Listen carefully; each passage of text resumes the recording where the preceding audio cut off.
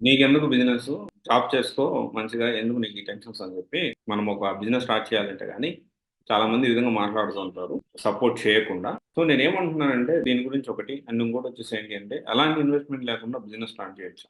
ఒక ఐడియా కూడా నేను మీకు ఇవ్వాలనుకుంటున్నాను. బేసిక్‌గా ఏంటి అంటే, మనం ఒక బిజినెస్ స్టార్ట్ చేసేటప్పుడు చాలా మంది అనే మాట ఏంటి అంటే, ఫస్ట్ నీకెందుకు బిజినెస్? నీకేమైనా ఇన్వెస్ట్‌మెంట్ ఉందా? బ్యాక్‌గ్రౌండ్ ఉందా? బ్యాక్‌బోన్ ఉందా? ఏం లేదు. నీకెందుకు బిజినెస్? ఎందుకు స్టార్ట్ చేయాలనుకుంటున్నావు అంటారు. ఆబ్వియస్లీ మనం ఒకరి మీద అప్పుడు డిపెండ్ అవ్వాలి. ఈ సినారియోలో మీరుంటే ఫస్ట్ మీరు చేయాల్సిన ఉద్యోగం. మీకసలు ఎలాంటి బ్యాకప్ లేదు. అసలు ఏది మీ ఓన్‌గా మీరు డెసిషన్ తీసుకోలేని పరిస్థితిలో మీ పేరెంట్స్ మీద గాని, రిలేటివ్స్ మీద గాని, వేరే వాళ్ళ మీద డిపెండ్ అవుతున్నారంటే ఫస్ట్ మీ option is not business. First మీ ఆప్షన్ అనేది జాబే ఉండాలి. ఓకే. అండ్ చాలామంది అంటారు ఆబ్వియస్లీ నీకెందుకు బిజినెస్ చాలా చాలా సహజం ఆ మాట.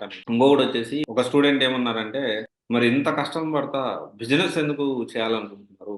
అంటే business is about making money for our future and next generation also. So, మన నెక్స్ట్ జనరేషన్ కూడా కొంత సపోర్ట్. ఆ తర్వాత జనరేషన్ సంగతి నాకు తెలీదు గానీ, ఇప్పుడు ఎగ్జాంపుల్ నేనొక కార్ కొనుక్కోవడానికి నాకు 27 ఇయర్స్ పట్టింది. అంటే నేను పుట్టిన తర్వాత నేను కార్ కొనింది 27 ఇయర్స్‌కి. కొనే కెపాసిటీ ఉంది. మాకు అవసరం లేదు, కొనాల్సిన అవసరం లేదని కొనలేదు. కానీ నాకు సన్ రూఫ్ కార్ కొనుక్కోవాలనే కోరికుంది. ఎందుకంటే నాకు అదొక కల. మంచిగా రిచ్‌గా ఉండాలి. కొంచెం మంచి లైఫ్ స్టైల్ లీడ్ చేయాలని. నాకు ఆ 30 ఇయర్స్‌కి ఇది నెరవేరింది. సో, డెఫినైట్‌లీ ఇప్పుడు నా నెక్స్ట్ జనరేషన్ ఎలా ఉండాలంటే వాళ్ళు minimum need, basic need. Car అనేది చాలా బేసిక్ నీడ్. ఇల్లు, గుడ్డ, ఈ చిన్న బేసిక్ నీడ్ కంఫర్టబుల్‌గా అటు ఇటు ట్రావెల్ చేయడానికి కార్ అనేది కూడా చాలా బేసిక్ నీడ్. సో, ఆ బేసిక్ నీడ్ గూడా ఏంటి అంటే, బేసిక్ నీడు ప్లస్ అప్పుడున్న దానికి, ఇప్పుడున్న దానికి చాలా జనరేషన్ అనేది చేంజ్ అయింది. లైఫ్ స్టైల్ చేంజ్ అయింది మాట.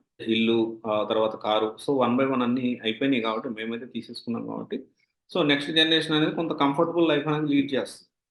సో, అందుకనే నేను పడ్డ కష్టాలన్నీ నా తర్వాత జనరేషన్ నా పిల్లలు కష్టపడాలని నేను అనుకోను. డెఫినైట్‌లీ మా డ్యాడీ వాళ్ళు కొంత కష్టపడి ఇక్కడి దాకా తీసుకొచ్చారు. ఇక్కడి నుంచి నేను ఇంకొంచెం ముందుకు తీసుకెళ్ళాలి. డెఫినైట్‌లీ జనరేషన్ కొంత ప్రోగ్రెస్ అనేది ఉండాలి. జాబ్ ఎన్ని రోజులు చేసినా గాని ఎలా ఉంటుందంటే జాబే అది. సో, ఇప్పుడు చాలామంది గుజరాతోళ్ళు చూడండి. గుజరాతీస్ మొత్తం బిజినెస్ మ్యాన్. సో, అంటే వాళ్ళెలా చేస్తారంటే వాళ్ళెప్పుడు కూడా చదువుకో, నువ్వు జాబ్ చెయ్యి ఇలా ఉండదు. చదువుకో, మన బిజినెస్ కంటిన్యూ చేయడానికి కావాల్సిన నాలెడ్జ్ సంపాదించు అనే విధంగానే ఉంటుంది. రైట్? అండ్ చాలామంది అసలు ఇన్వెస్ట్‌మెంట్ లేని బిజినెస్ ఉంటదా? ఒక చిన్న ఎగ్జాంపుల్ చెప్తానండి. ఇది అందరికి తెలుసో లేదో, మీకు తెలుసో లేదో నాకు తెలీదు. మీకు చెప్పాలనుకుంటున్నాను. ఒక 99 ఎకర్స్ కానియ్యండి కంపెనీ, తర్వాత ఒక నో బ్రోకర్ కానియ్యండి, తర్వాత ఒక ప్రాపర్టీ డాట్ కామ్ గానియ్యండి, మ్యాజిక్ బ్రిక్స్ కానియ్యండి, ఇవన్నీ గూడా ప్రొడక్ట్ ఎవరిది? ఎవరో కన్‌స్ట్రక్షన్ జేస్తున్నారు. ఎవడో పోస్ట్ చేస్తున్నాడు. ఎవడో కొనుక్కుంటున్నాడు. వీడొక ప్లాట్‌ఫార్మ్ క్రియేట్ చేసాడంతే. రైట్. వీళ్ళు సొంతంగా ఏ ప్రొడక్ట్ లేదు. వీళ్ళు సొంతంగా మాక్సిమం చేసుంటే మహా అయితే ఒక వెబ్‌సైట్ చేసుంటారు. తర్వాత ఒక యాప్ రెడీ చేసుంటారు. ఆండ్రాయిడ్, ఐఓఎస్ యాప్ రెడీ చేసుంటారు. అంతే వీళ్ళ ఇన్వెస్ట్‌మెంట్. తర్వాత మెల్లగా ఫస్ట్ కొంత అలవాటు కావడానికి అందరికి తెలియడానికి కొంత ప్రమోషన్ చేసుంటారు. That's it. ఎస్‌సిఓ అది ఇది డిజిటల్ మార్కెటింగ్ చేసుంటారు. వాళ్ళకి ఇప్పుడు పెద్ద కొన్ని వందల వేల కోట్లు టర్నోవర్ అవుతుంది. ట్రాన్సాక్షన్ జరుగుతున్నాయి త్రూ థీస్ వెబ్‌సైట్స్. నాకు బిజినెస్ పెట్టుకోవడానికి డబ్బులే లేవు. నాకొక అంటే కానీ ఇట్లాంటి మ్యాజిక్ బ్రిక్స్ లాంటిది నేను పెట్టగలుగుతాను. అన్ని వందల కోట్ల టర్నోవర్ ఉన్నదాన్ని లాగా నేను పెట్టగలుగుతానా? ఆబ్వియస్‌లీ. ఆల్రెడీ ఉన్నాయి గదా! మార్కెట్‌లో చాలా వెబ్‌సైట్స్ అనుకుంటే, ఆల్రెడీ చాలా వెబ్‌సైట్స్, కంపెనీస్ మార్కెట్‌లో ఉన్నప్పుడే కదా! నో బ్రోకర్ తర్వాత లేట్‌గా వచ్చింది. సో, డెఫినైట్‌లీ అదొక కాన్సెప్ట్‌తో వచ్చింది నో బ్రోకర్ అని. కొంతమంది మీడియేటర్స్ కూడా దాంట్లో ఉన్నారు. నేనైతే పర్సనల్‌గా చూసాను. కొంతమంది మీడియేటర్స్ కూడా ఆ ఇల్లు అయిపోయింది. ఇంకొక ఇల్లు ఉందని ఏదో చెప్తా ఉంటారు. సో, ఇక్కడేంటి అంటే, ఇప్పుడు మనం ఒకవేళ స్టార్ట్ చేయాలి ఎలాంటి ఇన్వెస్ట్‌మెంట్ లేకుండా అంటే, ఫస్ట్ మనం స్టార్ట్ చేయాల్సింది ఒక మీడియేటర్. నా దగ్గర డబ్బులు లేవు. ఇప్పుడు ఒక ఏరియాని సెలెక్ట్ జేసుకోవాలి.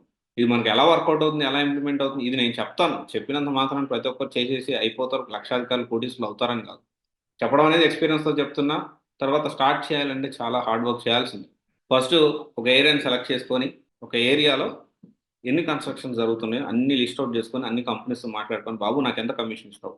అని చెప్పి, అది తీసుకొని మన నంబర్‌తో అన్నిట్లో రిజిస్టర్ అయ్యి అన్ని వెబ్‌సైట్స్‌లో మన నంబర్ ఇచ్చి అందరికి చూపించొచ్చు. ఇది డెఫినైట్‌లీ 2 నెలలకు ఒక ఫ్లాట్ అమ్మినా గాని, రూ. 1,00,00,000 ఉంది. మినిమమ్ రూ. 1,00,000 వస్తుంది. ఇన్వెస్ట్‌మెంట్ ఏంటి అంటే బైక్ పెట్రోల్. కొంచెం తిరగాలి. ఇదొకటే నీకు ఇన్వెస్ట్ అయ్యేది. అంతకు మించి ఇన్వెస్ట్‌మెంట్ ఏమి లేదిక్కడ. వాళ్ళతో మంచిగా మాట్లాడాలి. ఇది బావుంటది. ఇది బావుంటది. ఇది మీకు సెట్ అయితది. మీకు ఇలాంటి రిక్వైర్మెంట్ ఉంది. వాళ్ళ మనస్తత్వం, వాళ్ళ మైండ్ సెట్‌ని తెలుసుకొని, వాళ్ళ బడ్జెట్‌ని తెలుసుకొని, దాన్ని బట్టి మనం మాట్లాడి సెట్ చేయగలం. అండ్ లేదు అది చేయడానికి 3 నెలలు, 2 నెలలు, 2 నెలలకు ఒక ఫ్లాట్ అంటే నెలకి 50,000 సరే 2 నెలలకు ఒకసారి ఒక ఫ్లాట్ అమ్మినాం అనుకుంటే ఇలా రూ. 1,00,00,000 ప్రాపర్టీ అయిపోయిందండి. రూ. 1,00,000 ఒక ఎంత వస్తుంది, 1% వేసుకుంటే, 2% వేసుకుంటే 2,00,000 వస్తుంది. సరే అది కాదు, దాని అంటే అంత టైం ఇవ్వకుండా మళ్ళీ షార్ట్ టర్మ్ కూడా నాకు డబ్బులు కావాలి. సో డెఫినెట్లీ ఒక ఏరియాని ఒక 2, 3 ఏరియాలను సెలెక్ట్ చేసుకో. అక్కడ ఇప్పుడు ఏదైతే ఉందో ఈ రెంట్స్ రూమ్స్ కానీ ఈ 3 BHK, 2 BHK, 4 BHK ఏవైతే ఉన్నాయో అవన్నీ ఎక్కడెక్కడ వెతుకు, ఓపిక్గా వెతికి కాంటాక్ట్ డీటెయిల్స్ నీ దగ్గర పెట్టుకో. ఇప్పుడు ఎప్పుడన్నా అడిగినప్పుడు అది ఇక్కడ ఇక్కడ ఉందని చెప్పి దాన్ని ఫైనల్ చేసుకో. నీకు బైక్ పెట్రోల్కి వస్తుంది కదా. సో అంటే ఇక్కడ ఫస్ట్ ఏంటి అంటే ఫస్ట్ ఇన్వెస్ట్మెంట్ కావాలంటే ఇన్వెస్ట్మెంట్ ఎలా తెచ్చుకోవాలనే దానికి కూడా ఇన్వెస్ట్మెంట్ లేకుండా ఐడియా అనేది ఉండాలి ఇక్కడ. సో ఈ విధంగా నువ్వు ప్లాన్ చేసుకుని నెక్స్ట్ స్టెప్కి వెళ్ళు. మెల్లగా నువ్వు ఇంప్రూవ్ చేసుకుని ఆ ఏరియాలో కొంత క్రిప్ సంపాదించి కొంత మెల్లగా ఏంటంటే నీకు ఒక పేరు పెట్టి, నీ పేరు ఏదో ఒకటి ఉంటుంది కదా, ఏదో ఒకటి యూనిక్ ఒక పేరు పెట్టి రియల్ ఎస్టేట్స్ అని పెట్టు. రియల్ ఎస్టేట్స్ అని పెట్టి కొనడం అమ్మబడడం జరుగుతుందని చెప్పి దాన్ని ప్లాన్ చేసుకో. ఇప్పుడు కొత్తగా రూట్ ఒకటి వేశారు మెట్రోది, ఆ మెట్రోలో ఎక్కడెక్కడ ఉందో అదంతా వాచ్ అవుట్ చెయ్యి. అక్కడెక్కడ మెల్లగా ట్రాన్సాక్షన్స్ పెరుగుతాయి, మెల్లగా అమ్మడం కొనడం జరుగుతుంది, అక్కడ ప్లాన్ చేసుకో. సో బిజినెస్ చేయడం అనేది it is all about your thought. చాలా మంది నువ్వు జాబ్ వదిలేసి ఎందుకు బిజినెస్కి వచ్చావంటే జాబు జీవితాంతం చాకరీ. కొంత సెక్యూరిటీ ఉంటుందేమో, కానీ రిస్క్ కూడా తీసుకోగలగాలి. బిజినెస్ అంటే ఏదో ఒక రోజు మనం బిజినెస్ స్టార్ట్ చేయగానే లక్షలు లక్షలు వచ్చేస్తాయి అనే పరిస్థితికి అలా కాన్సెప్ట్ ఉండదు. చాలా హార్డ్ వర్క్ చేయాలి, చాలా టైం ఇన్వెస్ట్ చేయాలి, చాలా కష్టపడాల్సి వస్తుంది. సో ఇవన్నీ మనం ఆలోచించి నిర్ణయం తీసుకోవాలి. అండ్ ఇదొక ఐడియా మీకు ఇస్తున్నాను.